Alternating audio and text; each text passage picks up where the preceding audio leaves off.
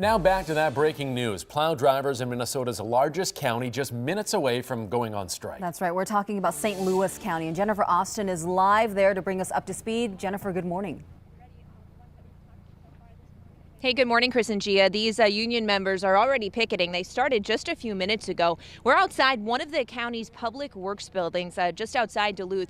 It's just one of the sites where these county workers will be picketing today. This comes after the union representing these public works employees rejected the county's final contract offer on Saturday. The county says a big sticking point is a cap on sick leave accrual. St. Louis County is a huge county by area. There are more than 3,000 miles of county roads to plow here, and the county says during this strike, supervisors and other staff licensed to operate plows will step in, but it's a lot less people, so plowing is going to take a lot longer. I mean, the big message for the public is roads will still be plowed. It may take us longer, but we do have licensed qualified operators to drive the plows. We want to see the roads clear and safe for the drivers, but there's also a point we got to stand up for ourselves. The union says they plan on striking as long as it takes to get a contract offer they're happy with. Meanwhile, Chris and Gia, they are expecting, as Sven said, several inches of snow here today. Yeah, thanks, Jennifer. We're going to check in with you in the latest for the latest in the next half hour. Plow drivers are out in the metro this morning preparing for another quick blast of snow. Ellery McCardle is in Anoka County for us. And Ellery, is it getting busy there?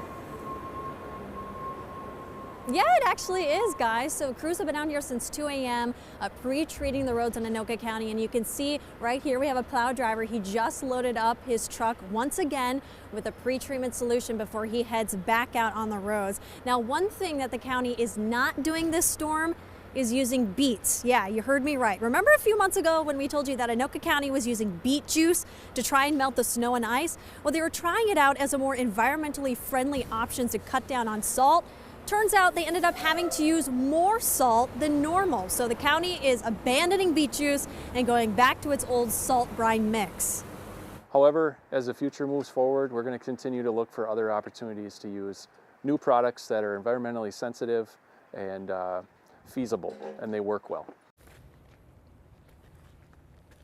All right, so that truck has already headed out. He's back out on the roads. As for the salt, you can see me, just one of the few piles they have here. They say they have more than enough for the winter. So that's some good news. Another thing to keep in mind that they want you to remember when you're out driving today, especially on your commute home tonight, give those plow drivers extra space because they've got a lot to work with out there, guys. That's a lot of tonnage to be aware of. Thanks a lot for the update, Ellery. Yeah, MnDOT tells us it is taking a similar plan of attack. Crews are working around the clock, dumping salt and brine to keep roads and ramps clear.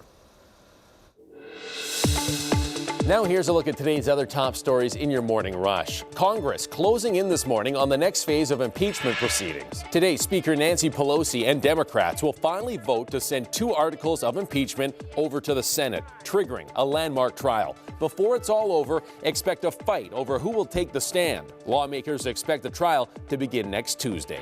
We've learned the Waseca police officer shot in the head while investigating a disturbance call last week is showing signs of progress. The family's pastor and spokesperson says Officer Eric Mattson has been able to respond to people with a thumbs up or by squeezing their fingers, but he still has a long road ahead of him. The TSA is apologizing over the offensive treatment of a prominent Indigenous activist. Tara Houska said she felt dehumanized Monday when an MSP security agent pulled her braids and said, "Giddy up."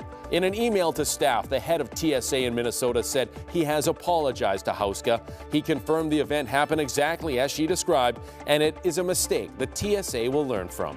A Minnesota high school is taking steps to address the shortage of referees for high school sports. Hutchinson High School just approved a new sports officiating class to start in the fall.